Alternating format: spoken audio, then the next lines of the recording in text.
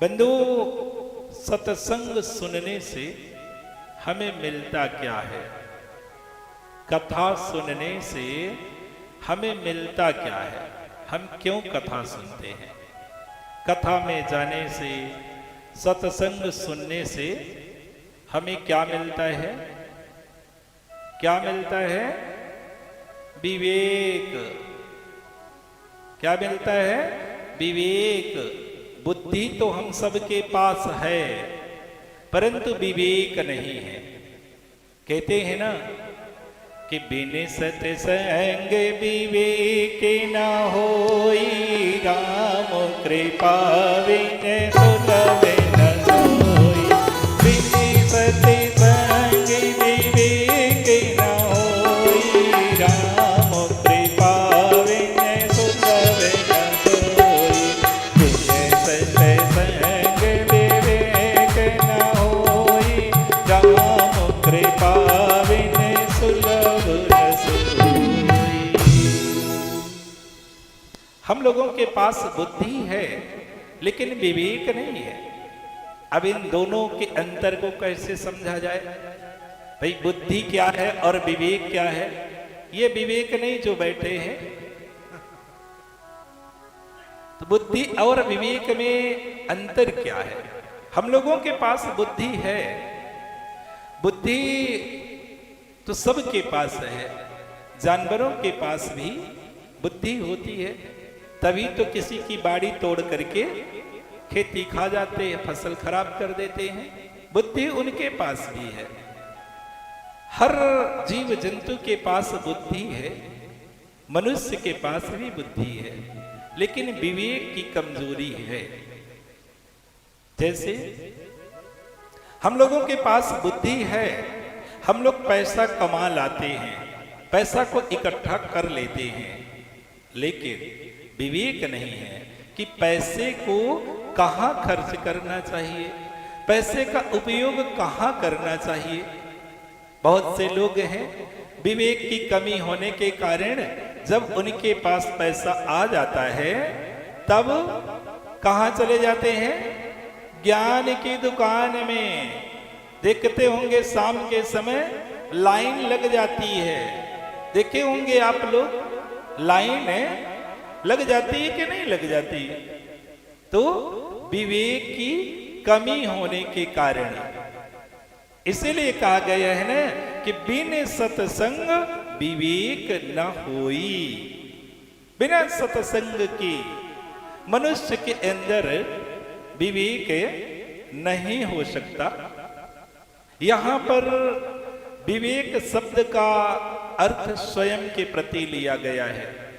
कोई व्यक्ति ये न सोचे कि महाराज हम केवल कथा सुनेंगे, अपने बच्चों को सत्संग सुनाएंगे तो क्या वो डॉक्टर, मास्टर, इंजीनियर बन जाएंगे?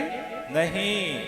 यहां स्वयं के प्रति विवेक शब्द का अर्थ लिया गया है कि हम मानव हैं तो मानव की गुण क्या है, मानव के धर्म क्या है, मानव के कर्म क्या है।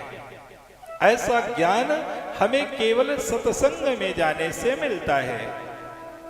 सत्संग सुनने से ही हमें ज्ञान होता है कि हमारा वास्तविक कर्तव्य क्या है, हम क्या करने के लिए आए हैं इस दुनिया में और क्या कर रहे हैं। ऐसा ज्ञान तो हमें सत्संग में जाने से मिलता है। सत्संग सुनने से हमें जीवन जीने के तरीके मिलते हैं।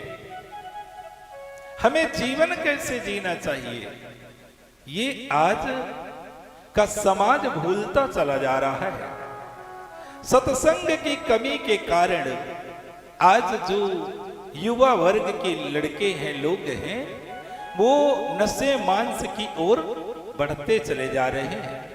आज देखते होंगे कि लगभग जितने युवा तैयार हो रहे हैं वो सब नशे की ओर बढ़ते चले जा रहे हैं।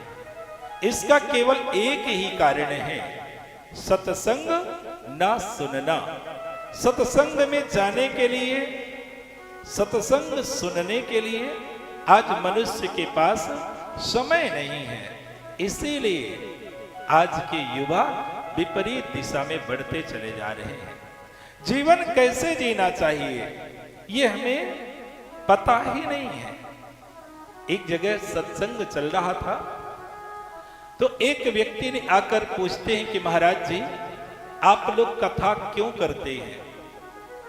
कथा क्यों करते हैं?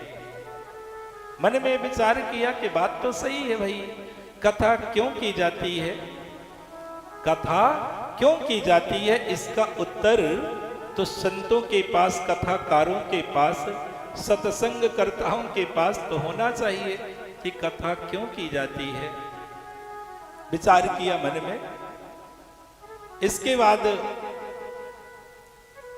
हमने उस व्यक्ति को पूछा, उस व्यक्ति से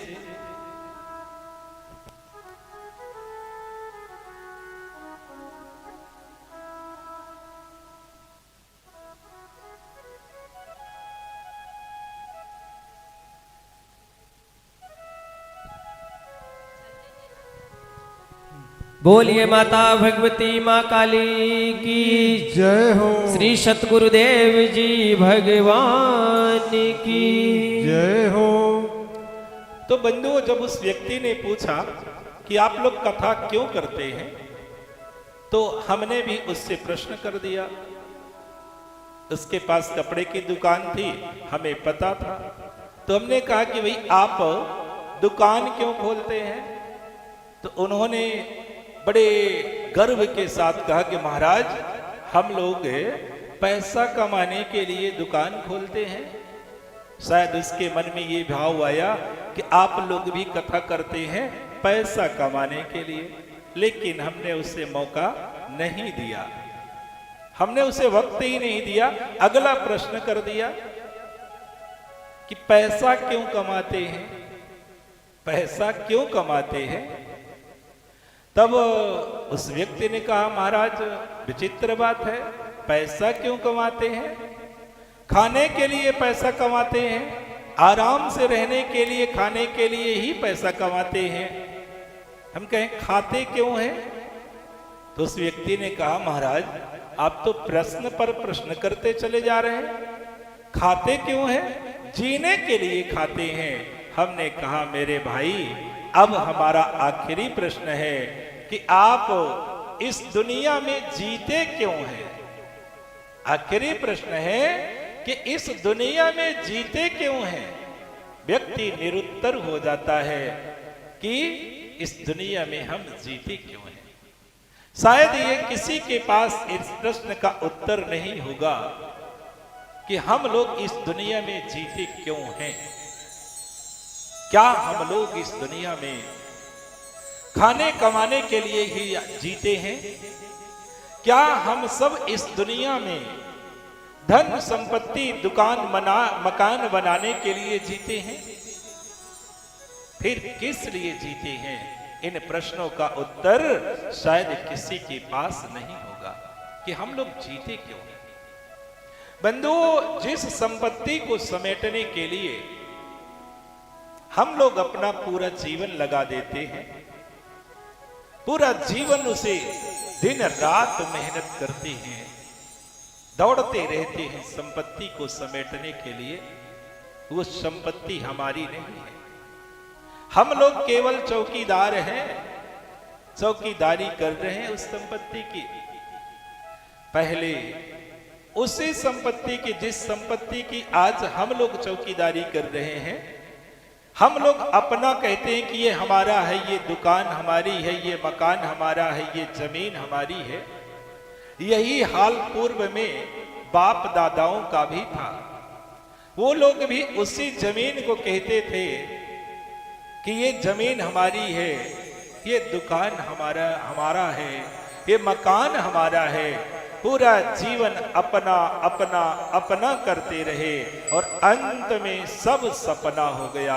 एक सुई के नोक के बराबर भी ले जाने की सामर्थ्य उनके पास नहीं थी। जीवन भर चौकीदारी करते रहे। उसी तरह से हम लोग भी इस संपत्ति की चौकीदारी कर रहे हैं। चौकीदार हैं इस संपत्ति के, ये संपत्ति अपनी नहीं है।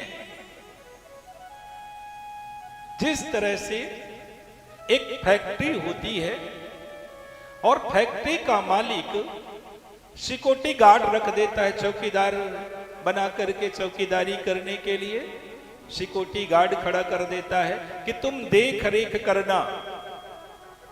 और जब मालिक चौकीदार को, सिक्योरिटी गार्ड को निकाल देता है कंपनी से, तो उस कंपनी से सिक्योरिटी गार्ड यानी चौकीदार एक वस्तु भी नहीं ले जा सकता। उसी तरह से ये संसार रूपी फैक्ट्री है और इस संसार रूपी फैक्ट्री का मालिक परमात्मा है, परम सत्ता है। हम लोग चौकीदार हैं। वो परमात्मा जब हम लोगों को धक्के मार करके निकालता है तो सब कुछ यही छूट जाता है। हम लोगों के साथ कुछ जाने वाला नहीं है। तो बंधुओं, बात चल रही थी कि उस व्यक्ति से हमने आखिरी प्रश्न किया कि भैया जीते क्यों हैं? तब व्यक्ति निरुत्तर हो जाता है, उसके पास कोई उत्तर नहीं रहता। तब हमने कहा कि मेरे भाई, इस दुनिया में जीते क्यों हैं ये हमें कथा बताती है, सत्संग बताता है। सत्संग में जाने से, सत्संग सुनने से हमें पता चलता है कि हम लोग इस दुनिया में क्यों आए हैं, क्यों जीते हैं इस दुनिया में, ये हमें सत्संग बताता है। कथा में जाने से, कथा सुनने से हमें ज्ञान मिलता है।